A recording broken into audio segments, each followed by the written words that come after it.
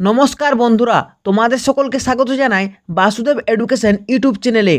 তো বার্ধক্য ভাতা নিয়ে এই মুহূর্তে সবথেকে বড় আপডেট।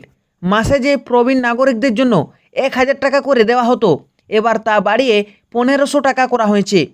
তাছাড়া আরও যে সকল ভাতাগুলি ছিল, বিধবা ভাতা, মানবিক বা প্রতিবন্ধী ভাতা, এই সকল ভাতাগুলির পরিমাণও 500 টাকা করে বাড়ানো হয়েছে। তো এই ভিডিওর ভেতরে তোমরা যা জানবেন, বার্ধক্য ভাতার টাকা তোমরা কবে পাবে, তোমাদের পঞ্চায়েত থেকে কেন ফোন বা ভেরিফিকেশন করা হচ্ছে, পঞ্চায়েত যাবার আগে কি কি সঙ্গে নিয়ে যাবেন, তোমাদের ভাতা কি সত্যি এই 500 টাকা বাড়ানো হয়েছে, এই ভাতায় নতুন আবেদন এবং স্ট্যাটাস কীভাবে চেক করবেন। তো এই ভিডিওটি শুরু করার আগে তোমাদের যদি এই ভিডিওটি ভালো লেগে থাকে তো অবশ্যই লাইক করবে, এবং যারা যারা এই চ্যানেল নতুন তারা অবশ্যই এই চ্যানেলটিকে সাবস্ক্রাইব করে রাখবেন। সর্বপ্রথম বলি, তোমাদের পঞ্চায়েত বা পৌরসভা থেকে কেন ফোন আসছে। পশ্চিমবঙ্গের বিভিন্ন এলাকায় বার্ধক্য ভাতার সুবিধাভোগীদের তাদের নিজ নিজ পঞ্চায়েত বা পৌরসভা অফিস থেকে ফোন কল করা হচ্ছে। নির্দিষ্ট দিনে উপভোক্তাদের প্রয়োজনীয় কাগজপত্র নিয়ে অফিসে যেতে বলা হচ্ছে, মূলত ভাতা প্রাপকদের তথ্য যাচাই বা ভেরিফিকেশন করার জন্য। হঠাৎ এই ভেরিফিকেশন কেন করা হচ্ছে? যিনি নিয়মিত ভাতা পাচ্ছেন সেই ব্যক্তি এখনও জীবিত আছেন কিনা তা সরকারিভাবে নিশ্চিত করার জন্য ভেরিফিকেশনের প্রয়োজন।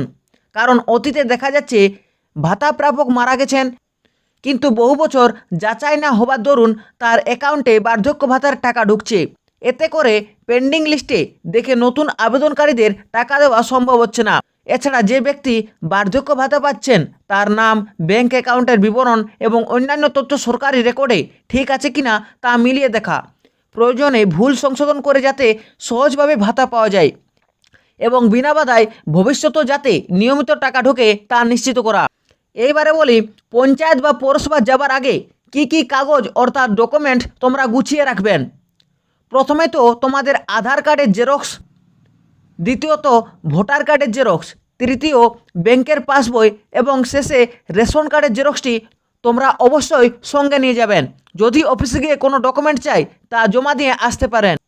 এই বর্তমান পরিস্থিতি অনুযায়ী তোমরা কি করবেন?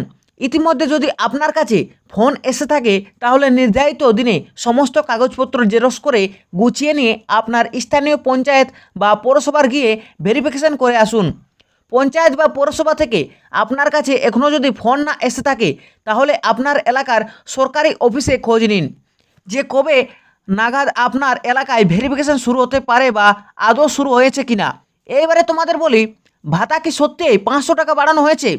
রাজ্যে বিজেপি সরকার ক্ষমতায় আসার পর এইবার রাজ্য বাজেটে এই কথা ঘোষণা করেছেন যে বার্ধক্য ভাতা সহ মানবিক বা প্রতিবন্ধী ভাতা, বিধবা ভাতা প্রকল্পের টাকা 500 টাকা করে বাড়ানো হবে। কিন্তু এটা কখনো লাগু করা হয়নি। দেখা গেছে জুলাই মাসেরও অনেকের 1,000 টাকা করে ভাতা ঢুকছে। সম্ভবত এই নতুন ভেরিফিকেশন করার পর বর্ধিত ভাতা 1500 টাকা করে ঢুকতে পারে। বার্ধক্য ভাতায় কীভাবে তোমরা নতুন আবেদন করবেন? প্রসঙ্গত বলে রাখি, নতুন করে যারা এই পেনশন স্কিমে যারা আবেদন করতে চান তাদের আবেদন এখনও পঞ্চায়েত বা পৌরসভায় জমা নিচ্ছে। আবেদন বর্তমানে শুধুমাত্র অফলাইনে হচ্ছে। উমাং পোর্টালের মাধ্যমে অনলাইনে বার্ধক্য ভাতার যে আবেদন দেখতে পাচ্ছেন তা আমাদের রাজ্যের বার্ধক্য ভাতা নয়। প্রত্যেকটি পঞ্চায়েত বা পৌরসভায় থেকে ফর্ম দিচ্ছে। নিজের এলাকার সরকারি অফিস থেকে ফর্ম সংগ্রহ করে তার ডকুমেন্টের সাথে জমা দিন। নিজে থেকে ফর্ম জোগাড় করতে যাবেন না, কারণ সব জায়গার ফর্ম এক নয়। এক জায়গায় এক রকম ফর্ম দিচ্ছে। তোমরা কিভাবে বার্ধক্য ভাতা স্ট্যাটাস চেক করবেন অনলাইনের মাধ্যমে? বার্ধক্য ভাতা সহ একাধিক পেনশন স্কিমের স্ট্যাটাস অনলাইনে চেক করার জন্য রাজ্য সরকার নতুন পোর্টাল চালু করেছে, samarth.wb.gov.in। এই পোর্টালে ভিজিট করুন। এরপর স্কিমের নাম বাছাই করে আধার নম্বর, মোবাইল নম্বর বা বেনিফিশিয়ারি আইডি দিয়ে আবেদন বর্তমান স্ট্যাটাস চেক করতে পারবেন। তো এই ছিল রাজ্যের বার্ধক্য ভাতা নিয়ে সমস্ত রকম অফিসিয়াল লেটেস্ট আপডেট।